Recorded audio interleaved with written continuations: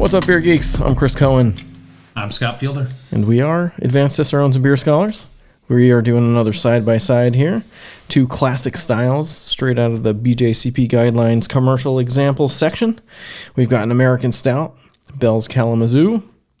And we've got a classic oatmeal stout, Barney Flats from Anderson Valley. So, for tasting these, what are we expecting to be different about them?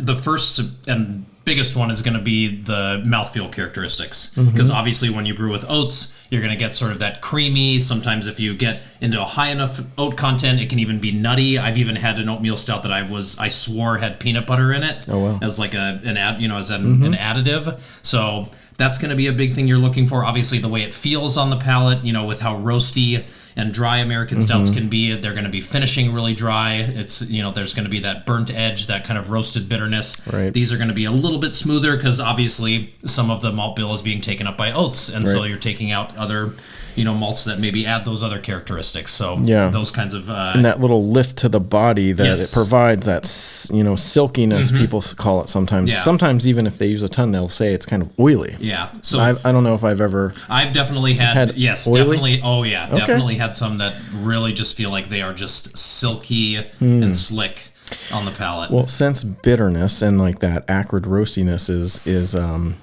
kind of related to, the dryness of the beer, it's like a perception issue, a balance issue, right? So when you add something like oats that boost the mouthfeel and make it feel richer, the perception of bitterness and roast bitterness also is going to be a little less, right? So it's going to come across as slightly sweeter. Going to be a little, So that's what we'd expect from the oatmeal stout. Yeah. So really, if you're looking at this on an exam and you're seeing these two next to each other, really be mindful when you have the sample on your palate, because that's where it's going to be the most evident, I think, whether or not you're dealing with oatmeal stout or American stout. Right. Yeah. Well, let's find out. Let's dig into it. Which one are you doing first? I've got Kalamazoo. Kalamazoo. Yep, you can smell that burnt malt character. Yeah. And you can smell also the a distinct piney American hop character. Yep, piney. I get a slightly dank character. That means marijuana. That means, yep.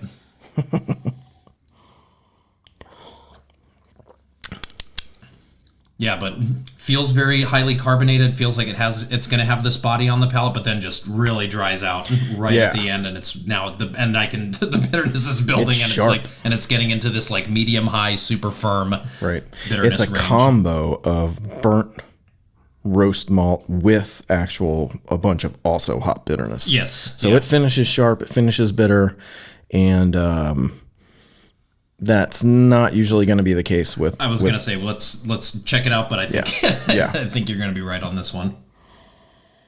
Yeah, so again, much smoother roast character. It doesn't really smell burnt. That's the thing. That could just be this example, but... Yeah, if I had to guess, there's probably...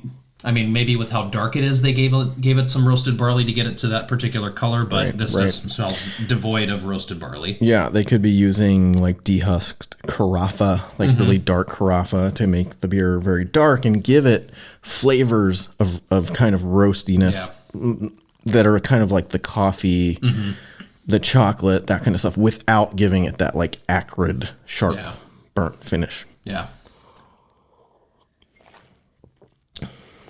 It's a lot smoother. It is a lot smoother. It is a lot more viscous. It feels the body is definitely there. And to me, the biggest difference is on the finish.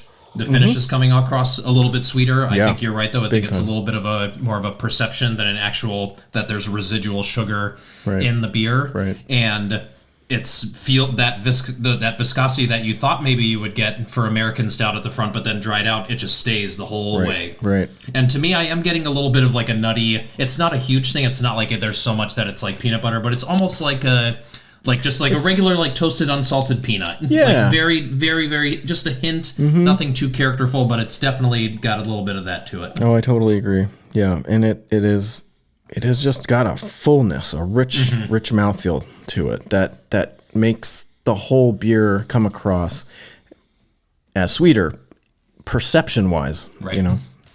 Yeah, this is pretty nice. These are both great beers. Yeah, and no hop character to speak of that I can detect. And it's pretty clean, too. There's not a whole lot. So, you know, for other stouts that we've, you know, done or could do, yeast character could be something. Right. That's probably not going to be the case in this, and for these particular examples. Yeah. So if you were to get something like Samuel Smith Oatmeal Stout, then you're going to be getting a little bit more yeast characteristics. Because that one is fermented with an English yeast that creates a lot more fruit character, a lot more ester character, whereas typically your American craft beers, kind of just writ large general rule, most of the time they're fermented with yeast that are very clean, described as very clean. Yes.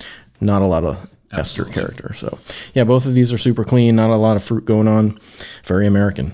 Yeah, so the big takeaways, again, levels of roast, palate sensation, fullness in body, if you're getting that sort of nuttiness, especially how it feels on the end. Is it bitter? Is it coming across as an impression of sweetness? And then presence of hop character. Yep. Those are the big ones. Yeah, these two, again, as usual, you won't be able to tell them apart visually, so don't rely on that. And look for that bitterness and that pininess if you're given these two answers against each other, because that's always going to give away the American stout. Absolutely. So yeah, that's it. Yeah.